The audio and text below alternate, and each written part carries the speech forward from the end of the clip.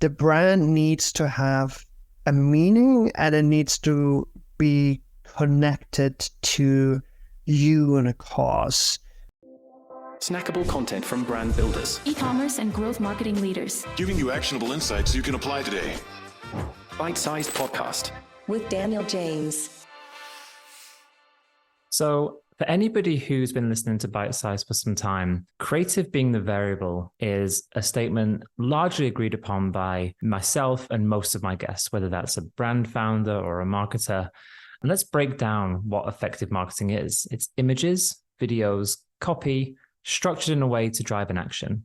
To develop a creative that drives action, you have to understand creative performance and use that as a feedback loop into your creative strategy, your media buying, your creative optimization teams. At Fly Performance, we use Motion. So Motion is a creative reporting platform that visualizes creative performance and uses really easy to understand metrics that are mapped to the consumer funnel. So from thumb stop ratio to ROAS, making it so easy to understand not just performance, but where you need to optimize. Not only that, it's a huge time saver.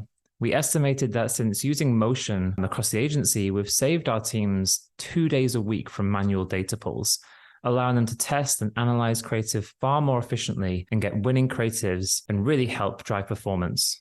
Creative is the variable. Leon, welcome to Bite Sized. Awesome. Great to be here. Thank you, Daniel. No, of course. Thank you for making time. So we've known each other for some time. Big fan of what you're building at Bloom. But for anyone who doesn't know you and doesn't know Bloom, tell me a 3-minute career story, where it started and what you're currently doing now. Yeah, so I'm Leon, co-founder and CEO of Bloom, which is the world's first self-guided therapy app. We've started this about 3 years ago in New York. I'm originally from Germany. I studied in the UK for 5 years, moved around in Europe quite a bit, and then came 4 years ago to New York with my business partner and co-founder. His name is also Daniel. And we started Bloom in the summer of 2019 and officially launched January 2020. My career has been a mix of things. I would say if I really go far back, when I was 12, I started writing a book and wanted to become an actor and a director. So I was really passionate about film for a while. Then I studied, or during high school, I taught myself design and became a graphic designer and managed DJs, built my own agency, managed DJs and was a booking agent for a while. Studied in the UK and then moved to, after my college times or university times, I moved to Berlin to start 2 recruitment companies, or 1 recruitment company and then built a new one. So I was in headhunting for 2.5 years. And after that, I had an idea for a company where people could pitch themselves in a 30-second video to a business. And then with that idea, I kind of got recruited back to a friend of mine, became a co-founder of a company called F6S in London, and then joined them for a while and then started building my own companies. And my business partner and I, Daniel, we met in Barcelona 7 years ago, became really good friends, moved back to Berlin, started building apps together. And then 4 years ago, moved to New York to start Bloom, to really, we built a different product before, but then start Bloom in the summer of 2019. And since then, Bloom took off, and now we have over 1.5 million users and are loved by users around the world, and huge library and an amazing product, and had some good success. Amazing. A true serial entrepreneur then. Lots of companies you started. Is it right to say you love building and thinking of new ideas? Yes. The more I think about sort of my career, I love creating magical experiences. And I think, especially in a digital world, that makes the magical experience scalable. Yeah, I love building and creating products. Amazing. So, I mean, you mentioned the kind of start of Bloom, an app-based business around kind of mental health and therapy. What was why that? What got you excited about building in that space? My co-founder and I, we always were into personal development and improving and learning and education. And, I personally grew up with a parent that was dealing with a lot of addiction and depressive phases. And I've seen that. And one of my best friends is a motivational speaker as well. And so I've seen these 2 spectrums very early on when I was like 18, 20, and was like, wow, your thoughts really create your reality that you live in, right? And you can decide and you can retrain and change your thinking to feel better and to have a better life at the end of the day. And so when we came to New York, so I've done journaling my entire life, been to therapy, and always, we were passionate about that space. We started off in an educational space, but when we came to New York, we actually tried to find a therapist in New York, and that turned out to be mission impossible. And when we looked a little closer, we realized, wow, 1 billion people are suffering from mental health problems, but there aren't enough therapists out there. And even if you could afford a therapist, most people, so therapy isn't affordable for many. Even if you could afford, there aren't enough therapists out there, right? There's a massive shortage. And we started thinking about, like, how can we make therapy not only more affordable and accessible, but also scalable? And at that time, we came across CBT, which is cognitive behavioral therapy. And we bought a couple of workbooks. And one of the interesting things about CBT is one of the goals is to empower you to be your own therapist. And that was for us the game changer. It's like, okay, cool. And we had building by then. We were building a lot of like interactive video products, always mobile first. We saw the mobile platform as the next big platform to reach 1 billion people. And because like we were moving from web more, and that was 2017, then 2019, but like we had always been building on mobile first. And we were like, okay, cool. In therapy, you have this important emotional aspect of like building this relationship with a therapist that's also been sort of prescribed as, or like it described as really the helpful piece about therapy. And we thought, okay, cool, if we can do this through interactive videos where you build a relationship with the guide in the video, but it's pre-recorded, we can make it much more scalable and also much cheaper. And so that's essentially what Bloom is, right? So content is written by a therapist. It's performed by a guide who's a trained actor and a CBT coach, and it guides you as the user through different CBT and therapy exercises, and it teaches you the tools and techniques that actual therapists use in their sessions to basically give you those tools to do yourself, right? And we guide you through them in an interactive way so you get to practice and write down and reflect in the moment. And that was basically for us sort of this birth of Bloom, bringing therapy and making therapy accessible for many, many people who didn't have access to a therapist or didn't have insurance or weren't able to afford a therapy session, which was also us at that point. And when it really took off in January 2020, when we realized we're creating this whole new category in the mental health space, it sits between meditation and mental wellness on the lower end of mental health problems, and the sort of like online therapy platforms and connecting with an actual therapist on a more severe end. In this middle field, the moderate mental health problems, that's where self-guided or self-therapy really is powerful. And that's what Bloom is, basically, a self-guided therapy platform. Very relevant as well. And it makes me the month of mental health awareness. So it's a good time to be having this conversation.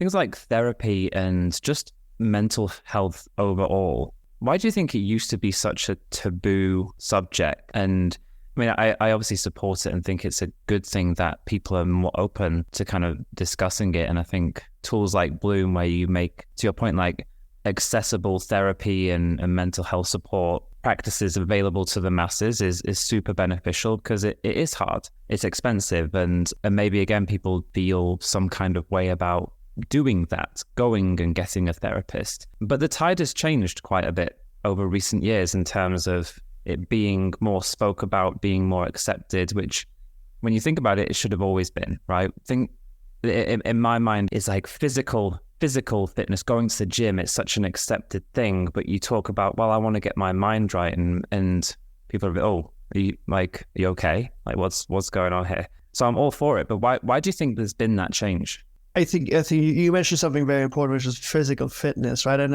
I use that very often as an example. I think in general, two things have happened. Well, generally there's sort of a natural progression. And the best example is to look at physical fitness and think about like the 70s, jogging wasn't a thing, and people were stopped on the street by the police if they were running and going, and it was such a weird thing to do, going for a run. Today, everyone's going on a run once a week, right? Like gyms in the 90s were only for like crazy bodybuilders and the Arnold Schwarzeneggers of this world. Today, everyone has a gym membership kind of thing, you know? And so I think it's this general progression. And so meditation was also 10, 15 years ago was like still a woo-woo thing. Today, everyone meditates, and sort of like Calm and Headspace have really sort of driven that mass adoption. And for us, it was a similar thing, where it's like CBT has been around since the 60s, but now we're sort of like more and more open to try out these products. And a lot came through also the pandemic at the end of the day, right? Like pre-pandemic, people were still like, oh, you know, therapy didn't have or mental health wasn't as important. But then during the pandemic, we all realized we are alone, we are worried, we are anxious, we are stressed, we have all these like mixed feelings, and we were confronted with them like 24/7 because we didn't have anything to do. And so that's when sort of like therapy and mental health really took off. And it was okay. So that's at the end of the day, in my opinion, a good thing that the pandemic brought us. It gave us, it was normal to talk about feelings. It was normal to talk about mental health. It was almost like cool finally to talk about these things. Not to say positives from the pandemic, but if there is a positive, I think, broader awareness around stuff like that is definitely one of the main things that I've seen as well, which, if it takes that to do it, then collectively we'll be better moving forward. When these types of conversations and things are more accepted and publicly spoke about, and people feel more comfortable to speak about this aspect of their lives.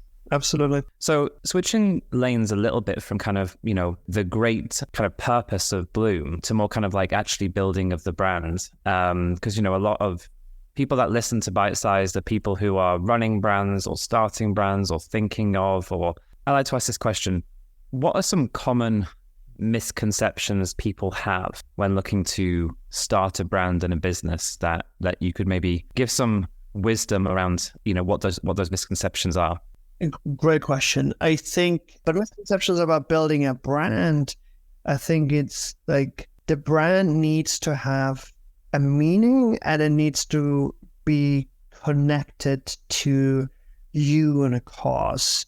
That makes sense. Like a lot of the time when I see in apps, for example, like I keep hearing like, oh, I want to build an app, but the problem we're trying to solve doesn't necessarily require an app. So I often see people shifting too much into like, I want to build something versus I want to solve a problem, or I want to like figure out a product that solves a problem or covers need or want in the world, right? And we did the same mistakes at the beginning. Like we built so many different apps, and you learn over time, okay, the real good apps, they either like they are utility, or they are like a tracking app, or like they give you some insights that you wouldn't get otherwise, right? Like where the app actually, or like the medium actually makes sense. So I would sort of like urge brand builders or company builders or like founders or, marketeers always think about like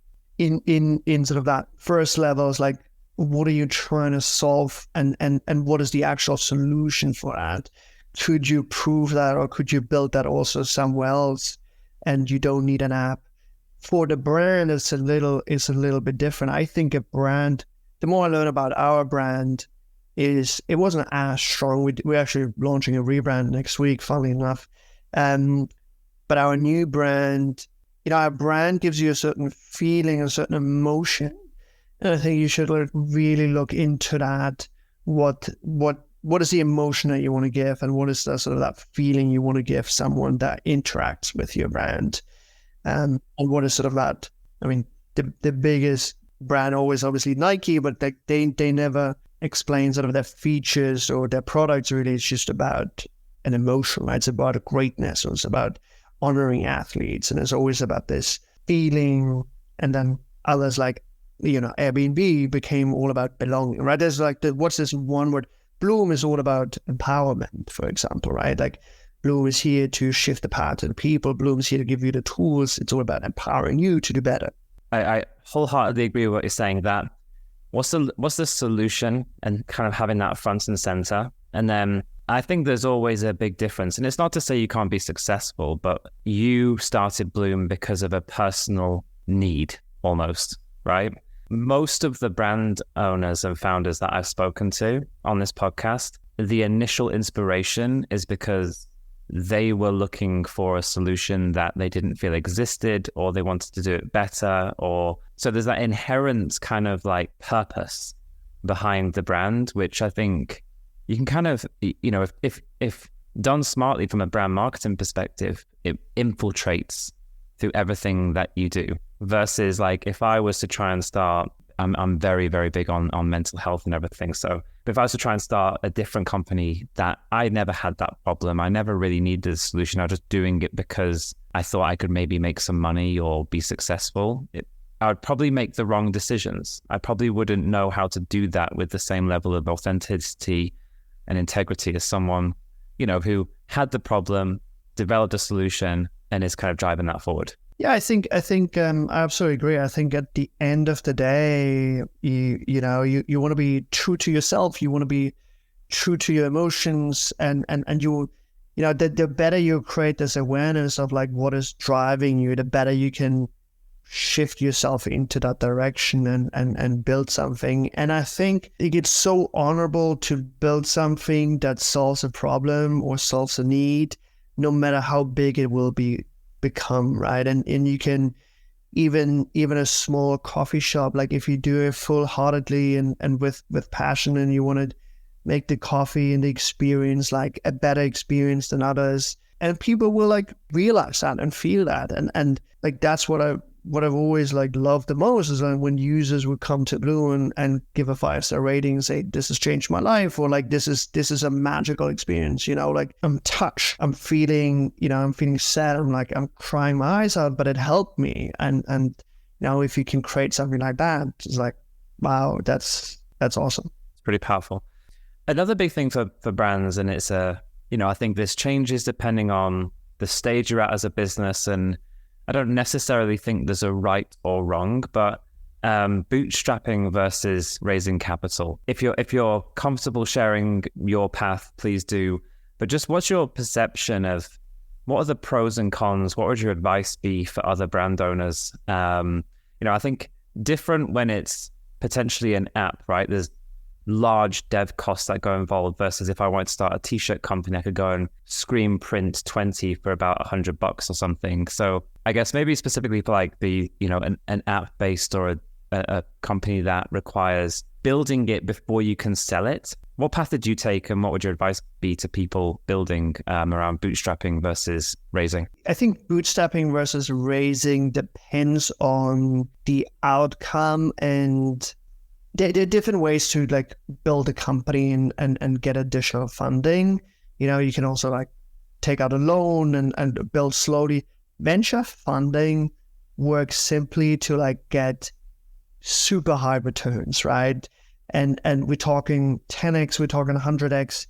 So investors are making bets on things that that are scalable, can reach a big market and have really good unit economics, right? Because at the end of the day, if you build something that has a 4x, 5x LTV to CAC, you can just like throw in money and the channels are working, and you can bring this to millions of people, right? I think in general, you want to start with build it to prove it out that it works and that it makes sense, and then you bring in additional capital.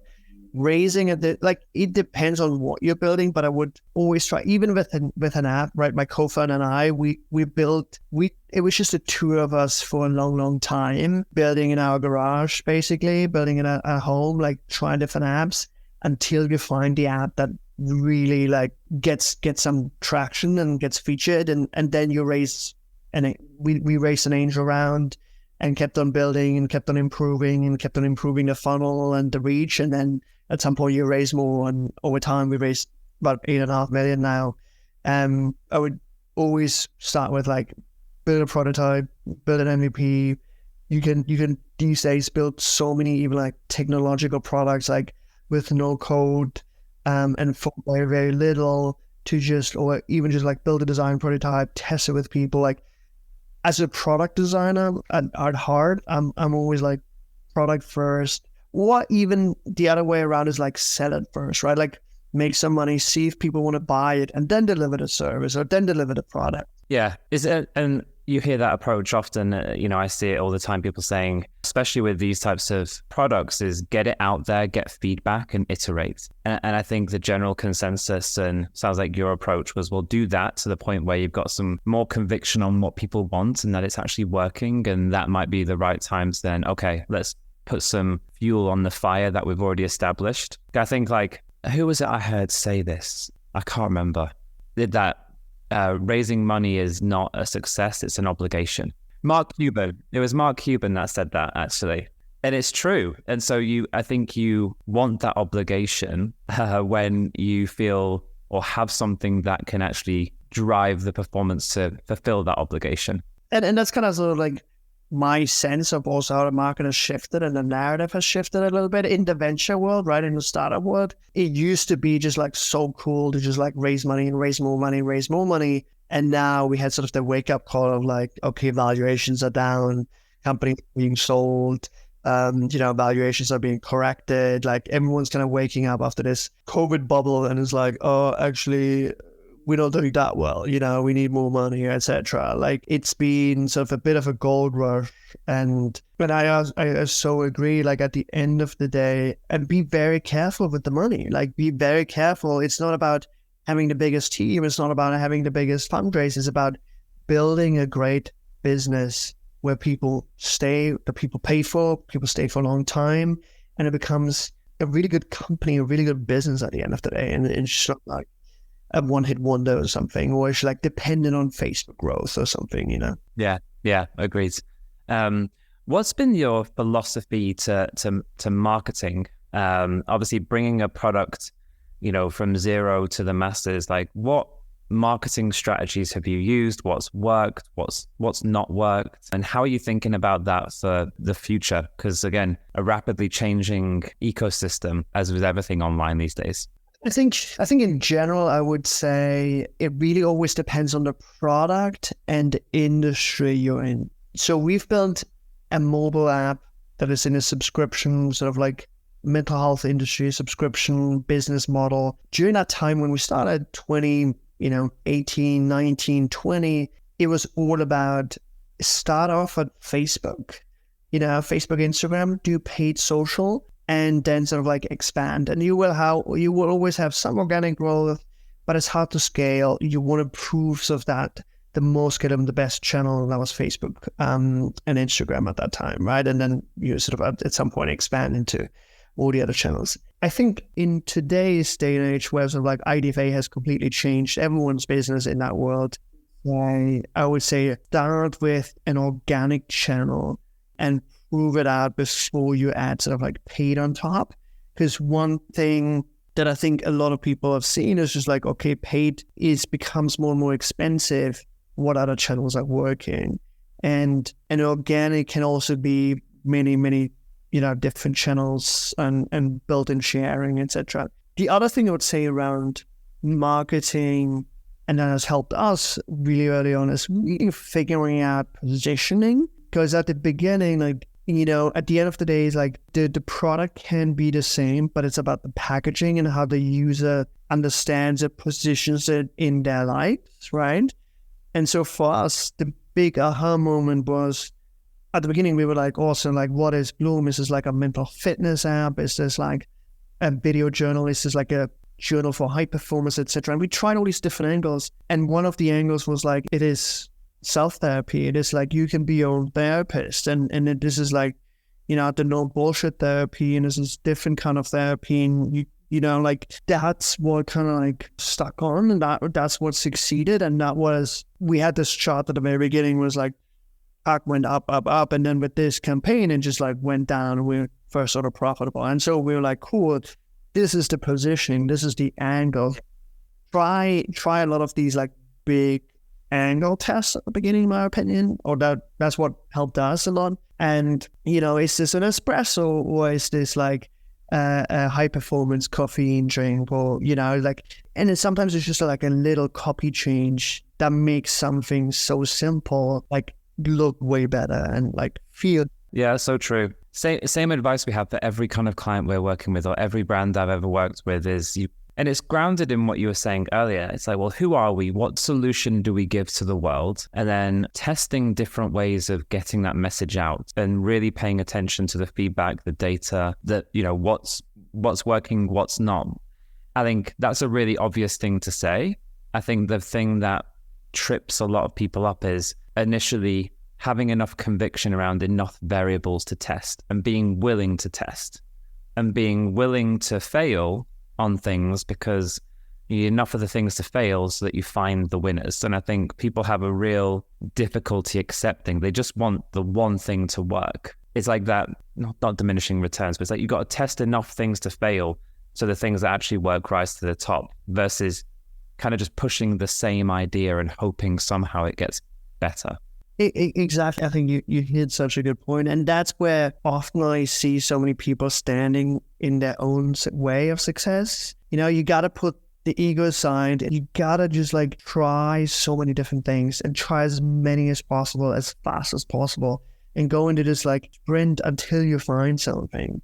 And so this is Wayne Gretzky kind of like quote, like, you miss 100% of the shots you don't take, not to sound cheesy, but like, you gotta really freaking try until you like hit one and win the game. We do some app-based marketing at Fly Performance, but a lot of it is e-commerce. What does work? If someone is out there building an app and a subscription app, again, in my experience, it's been, well, get them in for a free trial and then you do this, but free trials are often relatively easy. You might smile, at certain levels of scale, but what have you found, and how have you done a good job, as you have, of monetizing an app, because you've got to get people in the environment to realize the benefits. And how have you, or what's your approach to kind of keeping those people? Obviously, the quality of the product and what you're providing people, but from a marketing perspective, how have you approached those two things? We've done a lot around sort of like life cycle marketing. In sort of the app world, you do a lot around sort of emails and push and keep people engaged. I think one thing we've never done, and maybe I'm the wrong person to speak to this, but I think like the more you can create sort of a bit of a community or belonging around it, the better. And I think, I don't know, in the e-commerce world, I would sort of like almost, you can also create different tiers and memberships, like new stuff is dropping, or, you get it first and it becomes like this club and idea of belonging. I mean, we always had a free trial, and we have amazing download to paid conversion rates. Is absolutely crazy. I think we're 26% last month. Like that's almost like ridiculous. But like we've been between 10 and 15 for a long time. And I think a lot has to do, like you said, it's what's the value prop and like why are you going in? And in that moment, we're kind of giving people a lot of hope, right? And so it's a bit more of an emotional buy at the end of the day, and they're like, well, yeah, I'm going to try this for a year, I'm going to try this for a month and see how it helps, and people renew and stay on for a longer time. In the e-commerce world, I don't have too much experience, but I guess you can get really creative. Like the only thing I would say is like try to like understand your users as best as you can, and continuously talk to them and see how you can set yourself apart from anyone else by being a little bit more creative and pushing the bar higher and higher and higher. Be also innovative on price plans or membership or general prices or anything. I think you can get really creative there too. Yeah, I mean, a lot of the same principles apply, like you said, when it's like, how well are you positioning the solution, the benefits and efficacy or whatever it might be, and then, traditional retention tactics, right? How are we nurturing people?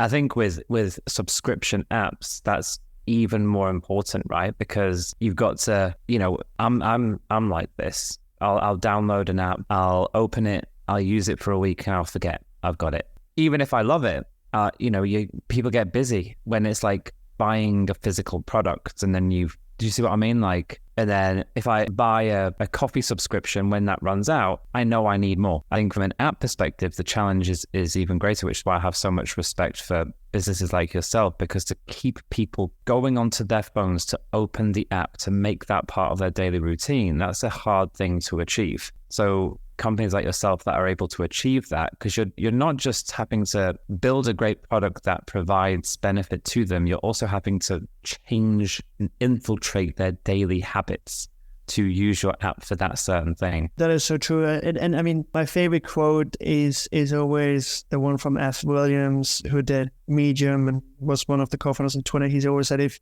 you want to build $1 billion company, do something humans have always done and make it better using software. And so people have always like journaled, people have always kind of like, reflected and tried to like track their mood. And so you want to build on some of these like existing habits, but then you want to sort of like make them easier with software, right? Like, and we have pretty cool like morning and evening habits in the app where you can like, gratitude journal and you get better prompts, and like you have an evening journal and you get ideas, or you have a morning pep talk and things like that. When it's like, yeah, sometimes, you need that. And so we're trying to do that and then kind of building on top. And so like you want to make it as simple as possible. Absolutely agree.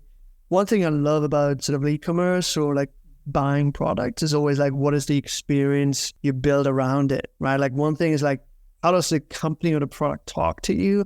And then the second thing is like, what's the experience around it? Like, I'm an Athletic Greens fan, and like the first time you get it, you get the whole box, and you got the little thing, and you put it in there, and you're like, oh, cool, this is my new ritual, right? Like tea companies do something similar, and like I think packaging and like the experience around it is what makes it also like magical, and like understanding that pretty early on. And I think like also Apple, you read like Steve Jobs' biography, and you hear about how they like optimize the like, when you open a box, that sound and sorry to cut you off. I was just going to use the Apple example because I just got this new Apple Watch, and just the unboxing experience was out of this world. It's like everything it looks amazing. It feels amazing. Like I almost didn't want to take the wires out of the beautifully packaged card that they came on. But you're totally right. I think with anything, even a utility product like Bloom, if I can call it that, right?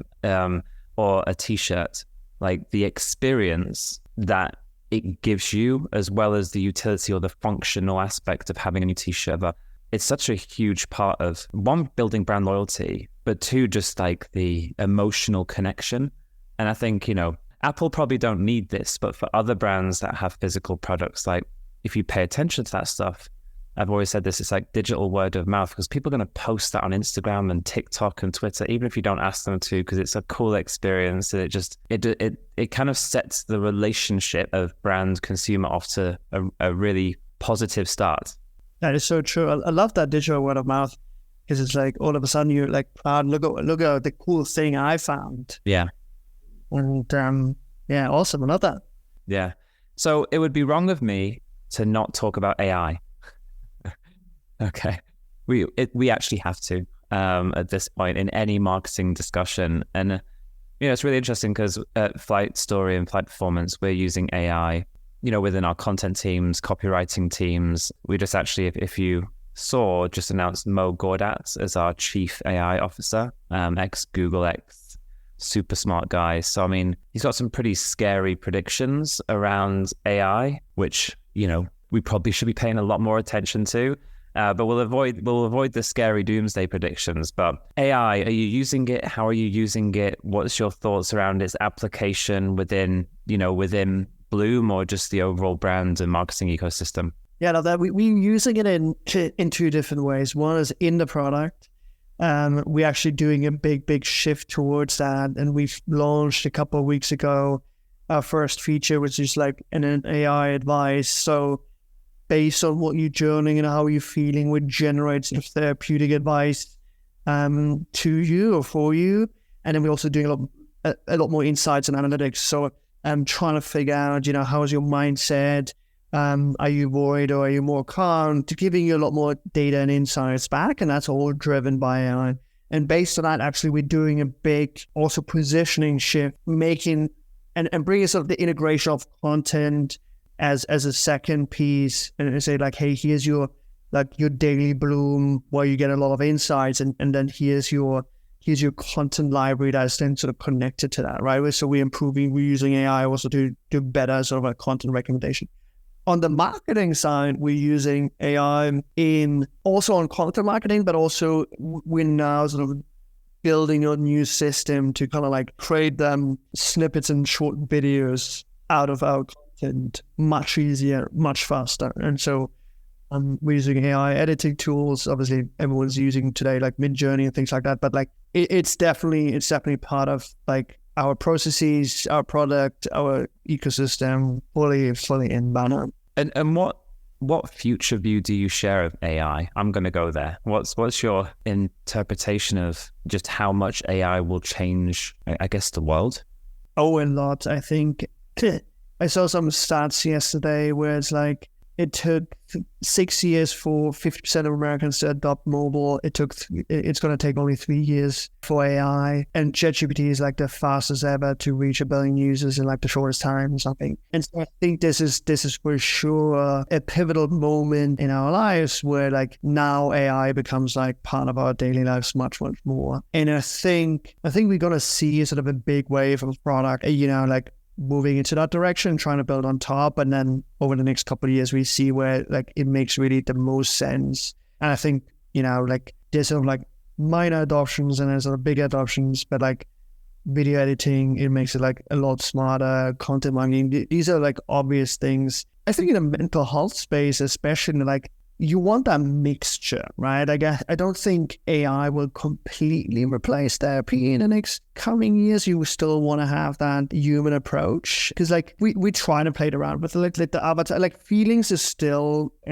like an AI simply doesn't have feelings as yet. Like, maybe one day we'll get there, and I'm very excited about that day. But you can merge these two quite a lot, right? Like I think, and that's sort of like our approach, like delivering insights and much more trends and things like that, and enriching basically the human sessions, right? With reports beforehand and insights, and like you can see cognitive distortions from the stuff you journal and things like that. So I think that combination of the two makes a lot more sense, like in the future. It's exciting as well as I can see the potential negatives as well. And I think it's probably up to all of us to, well, at least be very cognizant of how it's going to impact things. But yeah, I'm excited to kind of see where it goes. Again, the adoption has been rapid. I mean, 6 months ago, no one was talking about AI from like a broad perspective, right? And it's just, I don't know, it's kind of crazy and just a byproduct as well of like social media and how interconnected and how quickly information passes these days that all of a sudden my mom knows what ChatGPT is. It's exciting and I guess somewhat worrying. Leon, we're coming up on time and just I feel like we could talk for hours about all this stuff. Such a really interesting guy, super smart guy. Really appreciate your time today. Let's end on just what are you most excited about in terms of the future for Bloom? Where's it going to go from a product development standpoint? What does the future look like? Yeah, I think from a developing standpoint, I'm most excited about building out more and more AI features, right? Like really driving sort of AI therapy and like making it more useful and more accessible as well, and really combining it with content. I think you can build like really, really cool things for that, and we have a lot on our roadmap. So I'm very, very excited about that. Continue building amazing product, making therapy more accessible, available for everyone, and really helping 1 billion people improve their mental health and achieving our mission. Amazing. And what an amazing mission that is. Leon, really appreciate your time, my friends. Thank you. Thank you so much.